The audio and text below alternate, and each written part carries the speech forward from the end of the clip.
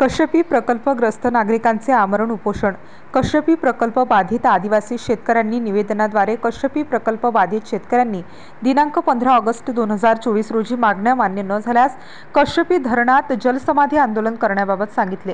परंतु देवळाली विधानसभा आमदार सरोज अहिरे यांनी दिनांक 12 ऑगस्ट 2024 रोजी सर्व प्रकल्पग्रस्तांची बैठक घेऊन माननीय अजितदादा पवार उपमुख्यमंत्री यांच्याकडे बैठक घेऊन मार्गी लावण्याबद्दल आश्वासन दिले। त्यानुसार दिनांक 20 ऑगस्ट 2024 रोजी माननीय आमदार सरोजताई अहिरे व प्रकल्पग्रस्तांचे प्रतिनिधी यांच्या समवेत माननीय अजितदादा उपमुख्यमंत्री यांचे दालनात बैठक घेण्यात आली। सदर बैठकीमध्ये प्रकल्पग्रस्तांच्या मागण्यांबाबत कोणताही ठोस निर्णय झाला नसल्याने दिनांक 2 सप्टेंबर 2024 रोजी कश्यपी प्रकल्पग्रस्त धोंडेगाव तालुका जिल्हा नाशिक येथे रास्ता रोको आंदोलन करणार असल्याचे निवेदन देण्यात आले व सदर दिवशी रास्ता रोको आंदोलन करण्यात आले। सदर संदर्भात जिल्हाधिकारी कार्यालयासमोर आंदोलन छेडण्यात आले।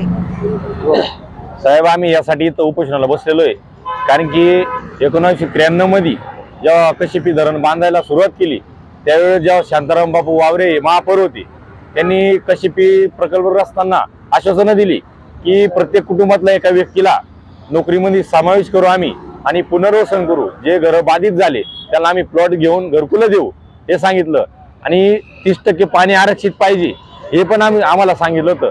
आणि त्याच्यानंतर असं सरकारने काहीच केलं नाही।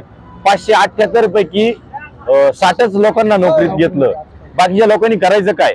आज कश्यप नगर म्हणून एक गाव आहे, तिथं अक्षरशः तिथं अंतविधी उघड्यावर केला जातो, पाण्या पावसात केला जातो, तिथं स्मशानभूमी नाही, पुनर्वसन झालं नाही, आमच्या कोणत्याच मागण्या पूर्ण केल्या नाही या सरकारने।